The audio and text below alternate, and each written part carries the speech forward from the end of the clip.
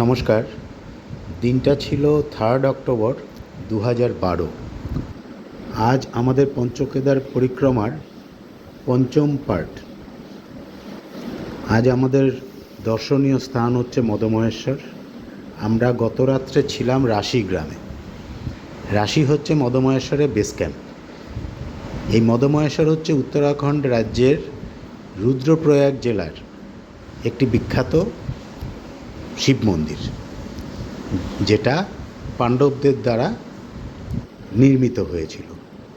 উচ্চতা প্রায় 3497 metre, 11473 foot.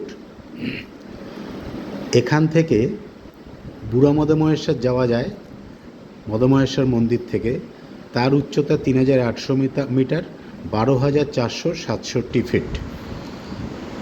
Madmaheshwar হচ্ছে কেদার, 5 কেদারের পঞ্চকেদারের দ্বিতীয় কেদার। এখানে মদমহেশ্বরের নাভি মানে শিবের নাভিকে পুজো করা হয়।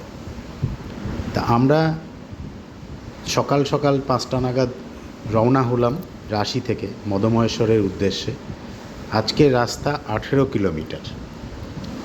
আমরা যেতে যেতে বেশ কয়েকটি জায়গা পাবো যেখানে ছোট ছোট গ্রাম আছে, কিন্তু আমাদের আজকের জার্নিটা পুরোটাই একটানা মদমহেশ্বর পর্যন্তই হবে। প্রথম গ্রাম পড়বে গৌন্ডার। এই গৌন্ডার গ্রামে মানুষ অনেক সময় একটা রাত স্টে করে তারপরের দিন যায়। রাশি থেকে প্রায় 5 কিলোমিটারের ডিস্টেন্স গৌন্ডার গ্রাম বা গৌন্ধার, অনেকে বলে গৌন্ধার।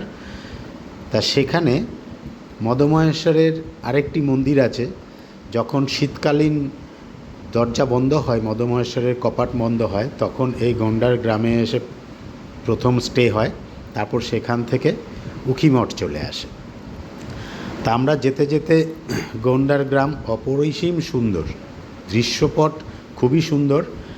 একদিক দিয়ে মধুগঙ্গা বয়ে যাচ্ছে কলকল রবে, নিস্তব্ধ জঙ্গল, মাঝখান দিয়ে যাওয়া। যেতে যেতে আমরা বেশ কিছু গাছ দেখতে পাই। প্রথমে ভেবেছিলাম বোধহয় কমলালেবু গাছ, কিন্তু সেটা নয়, সেগুলো হচ্ছে ওরা বলে মালটা। যাই হোক, তারপরে আমরা বানতলি পৌঁছাই। এই লোয়ার বানতলি থেকে আপার বানতলি, এই জায়গাটা ভয়ঙ্কর রকমের চড়াই এবং একটি বড় ফলস পাওয়া যায়, ওয়াটার ফলস, যেটা ভীমসি ফলস নামেই পরিচিত। ভীম ফলস দুর্দান্ত, কিন্তু সেখানে নামা বারণ, সেখানে আমরা কেউ নামতে পারিনি। তা যেতে যেতে মদমহেশ্বরের রাস্তায় বেশ কঠিন, বিশেষ করে বানতলি থেকে পুরোটাই প্রায় চড়াই মদমহেশ্বর পর্যন্ত। আমরা মদমহেশ্বরের পথে যেতে যেতে আপার বানতলি, লোয়ার বানতলি থেকে আপার বানতলি উঠে সেখান থেকে আবার চলতে থাকি। চলতে চলতে রাস্তায় একটা জায়গায় এসে বেশ ভয়ঙ্কর কালো মেঘও করেছিল। আমার জীবনের প্রথম অভিজ্ঞতা যে সাবুদানার মতন বরফ বৃষ্টি হয়, সেটা ওই মদমহেশ্বরের রাস্তায় না গেলে বোধহয় আমি জীবনে প্রত্যক্ষ করতে পারতাম না। তা যখন শুরু হলো প্রচণ্ড ভয় পেয়ে গেলাম। সঙ্গে ডোঙা ছিল, বেশিক্ষণের না, 10 মিনিটের একটা বৃষ্টি হলো। কিন্তু সেই ডোঙার উপরে যখন বৃষ্টির ফোঁটাগুলো, মানে সাবুদানা, বড় দানার সাবু এসে পড়ছিল, পুরো ঢাকের আওয়াজের মতন টুকটুক টুকটুক করে, মানে যা কালো করে আকাশ এসছিল, তাতে তো আমরা বেশ আতঙ্কিতই হয়ে পড়েছিলাম যে কে জানে কি ঘটবে। কারণ আমরা যাওয়ার আগে একটা ক্লাউড বাস্ট হয়েছিল ভয়ঙ্কর।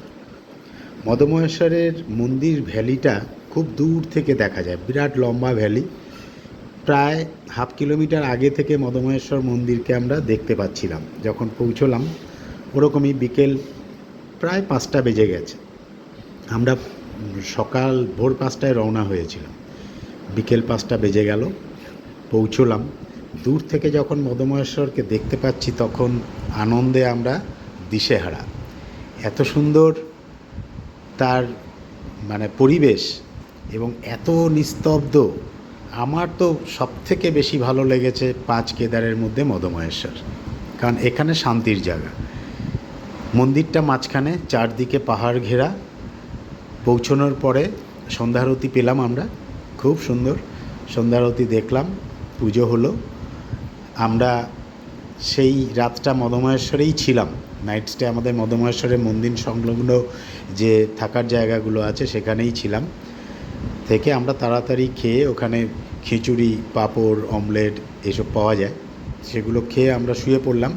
কারণ সকালে উঠে আমাদের প্রোগ্রাম বুড়া মদমহেশ্বর, ওখান থেকে 1.5 কিলোমিটার ওপরে, সেখানে উঠবো। যথারীতি আমরা উঠলাম, ভোরবেলায় উঠলাম, 4:30টায় উঠলাম। উঠে তাড়াতাড়ি করে প্রাতঃকৃত্য সেরে আমরা বেরিয়ে পড়লাম, 5টার আগেই বেরিয়ে পড়লাম। উঠলাম বুড়া মদমহেশ্বর, রাস্তা খুব কঠিন, পুরোটাই চড়াই। ওঠার পরে তো ওখানে যখন পৌঁছলাম তখন আমাদের আমরা স্পিচলেস, আমরা একেবারে অবাক দৃষ্টিতে চারিদিকে তাকিয়ে দেখছি যে চৌখাম্বা যেন একদম হাতের নাগালে, হ্যান্ডশেক ডিস্টেন্সে আছে। চারিদিকের পাহাড়গুলো তখন সদ্য রোদ উঠছে, সূর্য উঠছে, সোনালি রং, এত সুন্দর লাগছে। আর মাঝখানে বুড়া মদমহেশ্বরের মাঝখানে একটি ছোট লেক আছে, সেই লেকের যে প্রতিবিম্ব পড়ছে যে চৌখাম্বা পিকের, সেটি অসাধারণ, না দেখলে ভাষায় প্রকাশ করা খুব কঠিন। আরেকটি বলার আছে যে একটি কুকুর আমাদের সঙ্গে রাশিগ্রাম থেকেই এই মদমহেশ্বরে এসছে, সে আমাদের সঙ্গে বুড়া মদমহেশ্বরে উঠলো, সারা রাত ওখানে ছিল। আবার যখন আমরা পরের দিন বুড়া মদমহেশ্বর দেখে নেমে আসছি রাশিতে, কুকুরটিও আমাদের সঙ্গে রাশিতেই ফিরল।